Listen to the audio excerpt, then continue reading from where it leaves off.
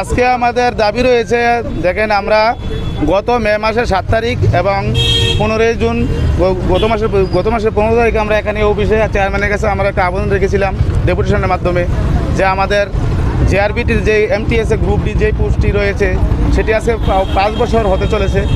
Group city already তারা merit list প্রকাশিত হয়েছে এবং তারা চাকরি অফার লেটার পেয়ে জয়েনিং হয়ে গেছে, কিন্তু আমাদের যে গ্রুপ ডি এটি এখনও ঝুলিয়ে রয়েছে। আমাদের দাবি, আমরা তো 2বার ডেপুটেশন প্রদান করেছি, এই মাসের মধ্যে যাতে আমাদের যে মেরিট লিস্ট সেটা যাতে পাবলিশ করা হয় সরকারের কাছে আমাদের। তো সকলের দাবি, যদি আজকের মধ্যে রেজাল্ট প্রদান না করা হয়, প্রকাশিত না করা হয়, তো তারা তো এখানে ধর্নায় বসবে। এটাই আমাদের সরকার দাবি।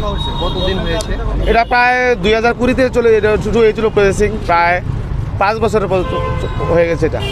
কতজন রয়েছেন আপনারা যারা? আমরা এখানে আজকে প্রায় 70-80 জনের মতো এখানে এসেছি। এমনিতে আপনারা কতজন?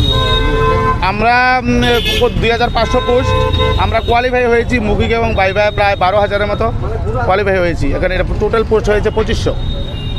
এখনো এটা তো দিচ্ছে না, তাতে আপনার কি মনে হয়?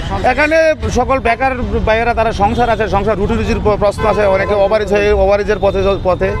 তো সরকার বাহাদুর কাছে আমাদের বিনয়ভাবে আবেদন যাতে আমাদের মেরিট লিস্টও যাতে প্রকাশ করা হয়।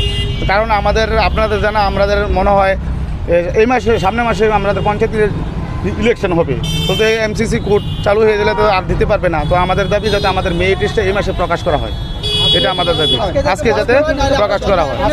তাহলে আমরা সঠিক টাইমটা যাতে আমরা চেয়ারম্যান অথবা প্রতিদিন কর্তৃপক্ষ থেকে আমরা জানতে পারি, এই জন্য আমরা আজকে ধর্নায় বসবো। আমরা একটা সদুত্তর না পাওয়া পর্যন্ত এখানেই থাকবো, আজকে ধর্নায় বসে থাকবো।